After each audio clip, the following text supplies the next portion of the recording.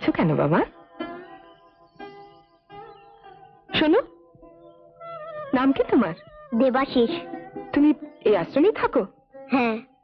কেউ বকেছে তোমায়? তুমি কে? আমি আমি একজন আন্টি।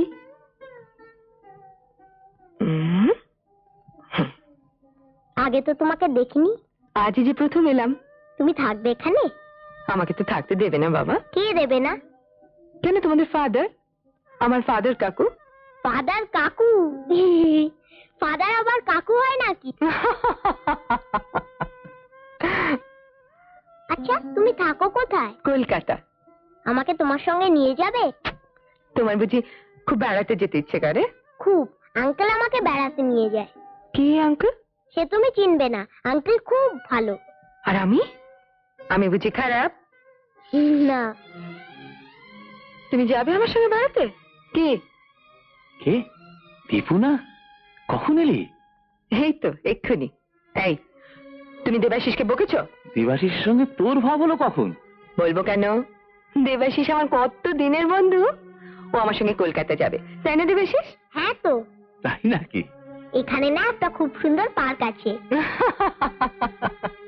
ফাদার কাকু, আমি ওকে একটু বেরিয়ে নিয়ে আসি। যাবো? যাবি? হ্যাঁ, তা জানা। জানো আন্টি, আমার একটাও বন্ধু নেই। কেন?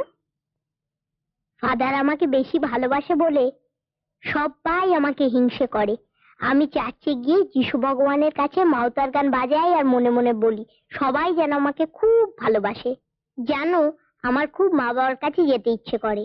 দেবাশিস, আমি যদি জানতাম কে তোমার মা, কে তোমার বাবা, আমি ঠিক তোমাকে তাদের কাছে নিয়ে যেতাম। আমি জানি তো তুমি খুব ভালো।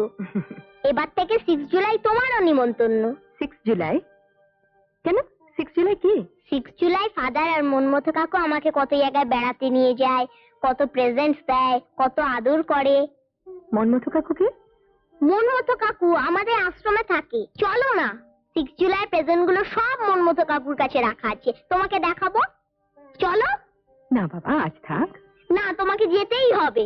লক্ষ্মী সোনা, আজ না। 6 জুলাই প্রেজেন্ট গুলো না দেখিয়ে তোমাকে ছাড়বো না। আমাকে না কাজে যেতে হবে। ওই ঘরটায় মনমতো কাকু আছে, চলো ডেকে নিয়ে যাবো। চলো। এই রে, আমি এক্ষুনি আসছি। কোথায় যাচ্ছ? আঙ্কেলের অ্যালবামটা যে আমার ঘরে, আমার ছবিগুলো তোমাকে দেখাবো না, আমি এক দৌড়ে নিয়ে আসছি। যাও না, ওই ঘরে গিয়ে বসো।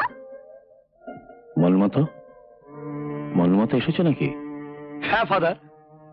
জানো, সুদীপা এসেছে। কোথায়? আশ্রমে? হ্যাঁ, দেবাশিসের সঙ্গে খুব আলাপ হয়েছে, খুব ভাবও হয়ে গেছে। বেড়াতে গেছে দুজনে। সে কি? মলমতো, আমি তোমাকে বিশ্বাস করি। দেবাশিসের জন্মবৃত্তান্ত জানে শুধু তুমি আর আমি। পৃথিবীর আর কেউ জানতে যেন না পারে যে দেবাশিস সুদীপারই সন্তান। একদিন বম্বের নার্সিং হোম থেকে আমি ওকে এখানে নিয়ে এসেছিলাম।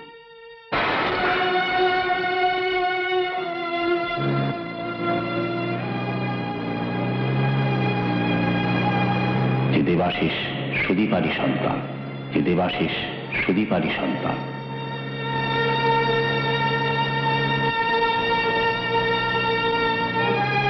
একদিন বম্বের নার্সিং হোম থেকে আমি ওকে এখানে নিয়ে এসেছিলাম।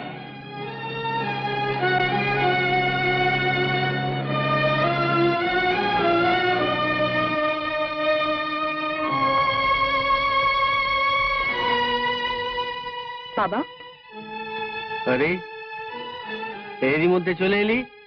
কেমন লাগলো আমাদের তিস্তা ব্রিজের কাজ?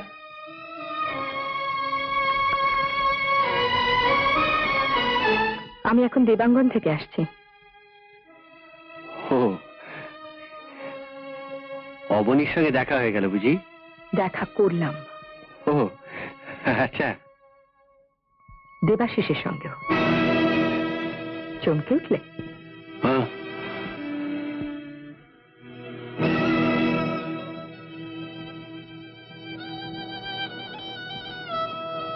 শেষ রক্ষা করতে পারলে না বাবা। দীপু, আমি কালই আমার ছেলেকে আমার কাছে নিয়ে আসবো। না না না টিপু, না, তা হয় না।